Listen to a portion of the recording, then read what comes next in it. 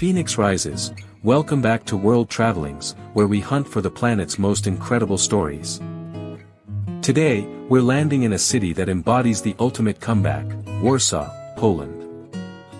Forget what you think you know about European capitals. This isn't just about beautiful castles and cobblestones, this is about a spirit so fierce, so unbroken, it literally brought an entire city back from the dust. Look around you. This vibrant, bustling metropolis, with its sleek skyscrapers and its meticulously restored historic heart, was once reduced to rubble. 85% of it was gone. Imagine that scale of destruction. Yet, the people of Warsaw, the Warsawians, refused to surrender their identity.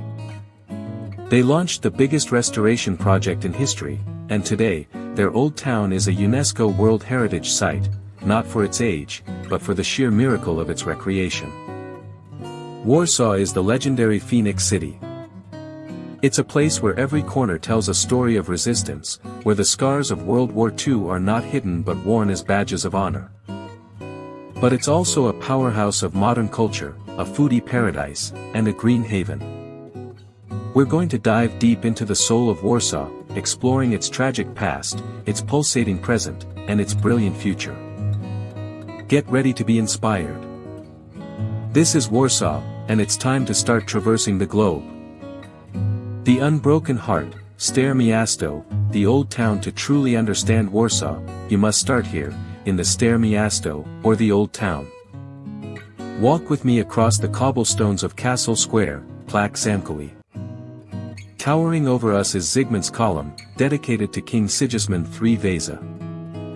It's the meeting point, the grand, symbolic entrance to the city's heart.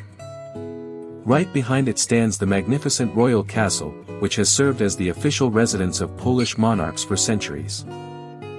What you are seeing, however, is not the original. That was brutally destroyed during World War II. The history of this rebuilding effort is where the story gets legendary. After the war, when the city was a moonscape of bricks, Warsawians didn't just rebuild, they recreated. They meticulously used historical maps, photographs, and even 18th-century paintings by Bernardo Bellato, known as Canaletto, to ensure every window, every stucco detail, was precisely as it had been. This astonishing dedication to cultural heritage is why the Old Town is the only UNESCO site recognized for the conscious effort of its total reconstruction. Now, let's make our way to the Old Town Market Square, Rynek Starego Miasta. This is the postcard-perfect image you came for. The colorful, narrow houses with their ornate facades enclose a square full of life, street artists, cafe tables, and the buzzing energy of history meeting modernity. But look closely at the centerpiece, the statue of the Warsaw mermaid, Serenka. This isn't just a pretty fountain, she's the symbol of the city. Legend has it she emerged from the Vistula River, and with her sword and shield, she pledged to protect the city. She embodies the resilience and the fighting spirit of Warsaw itself. Before we leave the Old Town, make sure you duck into a side street and trace the defensive walls up to the Barbican.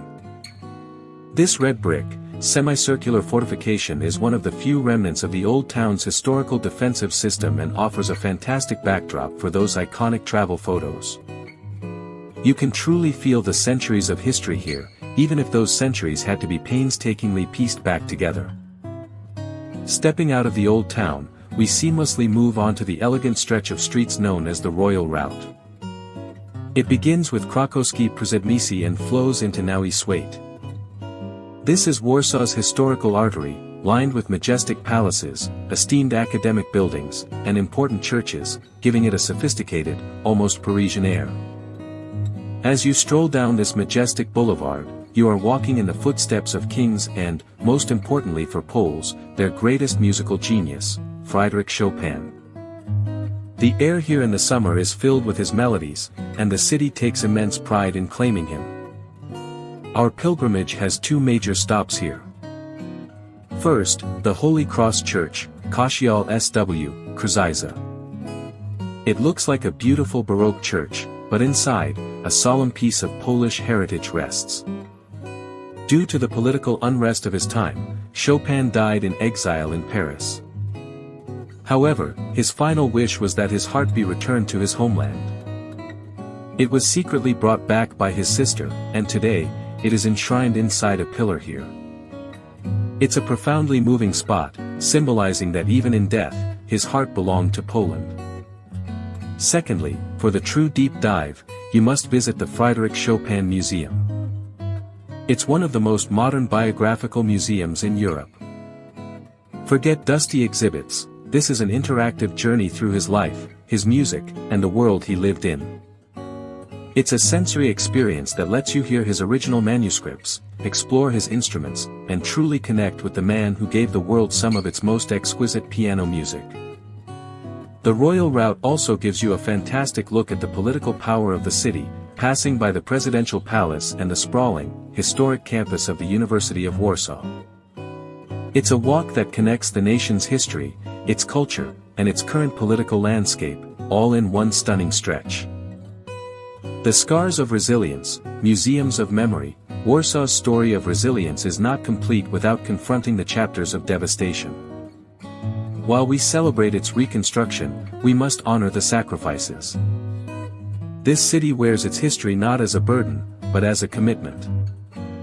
Nowhere is that commitment more powerful than in its world-class museums of memory. Our first essential stop is the Warsaw Rising Museum, Muzeum Powstania Warszawskiego. If you visit one museum in Warsaw, make it this one. This isn't a typical historical exhibition. It's a visceral, sensory experience dedicated to the 63 days in 1944 when the Polish Home Army rose up against the Nazi occupation. It's a truly emotional and sometimes overwhelming journey. The museum uses sounds, lights, and personal accounts to put you right in the middle of the conflict. You walk through the claustrophobic darkness of mock sewers, the actual routes the fighters used to move around the city. And you witness the catastrophic scale of destruction that followed the uprising. This was the moment the German forces systematically leveled the city as an act of calculated revenge. 200,000 people died, mostly civilians, and the city was virtually wiped off the map. This museum is a monument to their heroism, their tragedy, and the indomitable Polish will to fight for freedom. Next, we move to the other side of this complex past at the Poland Museum of the History of Polish Jews. Housed in a striking, modern building, its main hall symbolizing the parting of the Red Sea. Poland is a monumental tribute to 1,000 years of Jewish life in Poland, which was tragically cut short by the Holocaust. The exhibit here is expansive, beginning from the earliest settlements and chronicling the rich, vibrant cultural and economic life that thrived for centuries. It's about life, not just death. Located on the site of the former Warsaw Ghetto, it serves as a powerful reminder of what was lost. Standing outside, you can reflect at the monument to the ghetto heroes, a somber, essential place that anchors the history right where it happened. Warsaw's museums force you to slow down, to listen, and to understand that this city's contemporary vibrancy is built upon layers of incredible, often heartbreaking, history. Every visit here is an act of remembrance. Modern Warsaw, towers, tastes, and tranquility. After that heavy, but necessary, deep dive, we shift gears to the present. Warsaw today is a dynamic, international metropolis, confidently striding into the 21st century. The centerpiece of this modern skyline, and perhaps the city's most controversial building, is the Palace of Culture and Science, Pałac Kultury i Nauki, PKN. It's a massive, ornate skyscraper, famously gifted by Joseph Stalin and completed in 1955. For decades, it stood as a concrete symbol of Soviet domination, and many Warsawians still hold complex feelings toward it. However, today, it is simply a central landmark, housing theaters, cinemas, and cultural institutions. Take the elevator to the 30th floor observation deck for the best panoramic view of the city. From up here, you can truly appreciate the city's juxtaposition, the perfect grid of the rebuilt old town against the rising tide of glass and steel. Warsaw is not just skyscrapers, it's one of Europe's greenest capitals. To recharge, we head to the city's Green Lung, Lazienki Park, or the Royal Baths Park. This sprawling complex is pure tranquility. Here, amid vast gardens and wandering peacocks, you find the elegant palace on the water, Palak Nawadzi, an 18th-century neoclassical palace literally floating on an artificial lake. It's stunningly romantic. But if you visit during the summer months, you're in for a treat. Free, open-air Chopin piano concerts are held every Sunday next to the magnificent Chopin monument. Finding a bench, closing your eyes, and listening to the music of Poland's greatest composer drift through the trees is an unmissable, quintessentially Varsovian experience. Finally, we can't forget the Vistula River boulevards. Once a neglected waterfront, it is now a bustling hub for recreation and nightlife. Walk, bike, or grab a drink at one of the floating bars. It's here you see the young, energetic heart of modern Warsaw embracing its river. It's a perfect spot to watch the sun set over the city that refused to die. The taste of Poland and the Varsovian spirit, food and flavor, the culinary renaissance. After all that historical exploration, it's time to satisfy the ultimate traveler's craving, the cuisine. Polish food is the definition of hearty, comforting, and deeply satisfying. And in Warsaw, the food scene is undergoing a dynamic culinary renaissance, mixing beloved tradition with modern creativity. You cannot come to Poland without embarking on a pierogi pilgrimage. This is the quintessential Polish dumpling, and Varsovians take them seriously. You'll find them boiled or pan-fried, savory or sweet. Go for the classic stuffing of ruski, potato and cottage cheese, or be adventurous with kapusta I grzybie, cabbage and mushrooms. Places like Zapisek near the Old Town are fantastic for trying platter combinations, a perfect warm-up for a cold day. For a truly authentic, budget-friendly experience, hunt down a milk bar, Bar Mleczny. These subsidized cafeterias, a holdover from the communist era, are still thriving. They offer traditional Polish home cooking, simple, hearty, and incredibly cheap. Think piping hot bowls of zurek, sour rye soup with sausage and egg, or galabki, cabbage rolls stuffed with meat and rice. It's a quick, no-frills cultural immersion and a taste of history served on a tray. Beyond the classics, Warsaw's food scene is surprisingly cutting-edge. We're seeing a boom in high-quality street food and fantastic food halls. Head to Hala Kaziki or Hala Gwardiai for a modern vibe where you can sample craft beer, inventive fusion dishes, and locally sourced gourmet treats. And for the sweet tooth, you must try a paczek, Polish donut, from a local Kukurnia, heavy on the filling, usually rose jam, and dusted with glaze. Simply divine.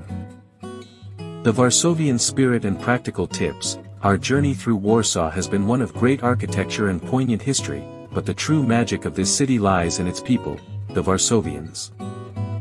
They are often described as reserved, but this reserve hides an immense, quiet pride and an incredibly sharp sense of humor. They are the descendants of those who rebuilt their city brick by brick, and that resilience is woven into their character. You'll notice their commitment to culture everywhere, from the bustling theaters to the crowded jazz clubs in the Praga district. They embrace their history with a profound sense of responsibility, but they live their present with a youthful, forward-looking energy.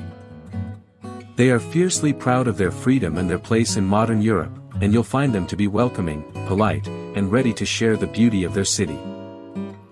Now, for a few final WORLDTRAVELLINGZ essential tips. Getting around, Warsaw's public transport is excellent.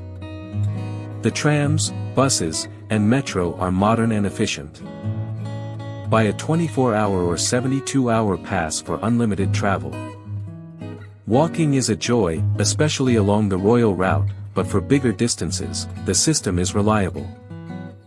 Best time to visit, summer, June to August, is when the city is most vibrant, the weather is warm, and the free Chopin concerts are on. However, late spring or early autumn offer beautiful weather with fewer crowds. Language and currency. Polish is the official language, but English is widely spoken, especially by younger generations in tourist areas. The currency is the Polish zloty, PLN, so make sure you budget accordingly and use a travel card, as cashless payments are very common.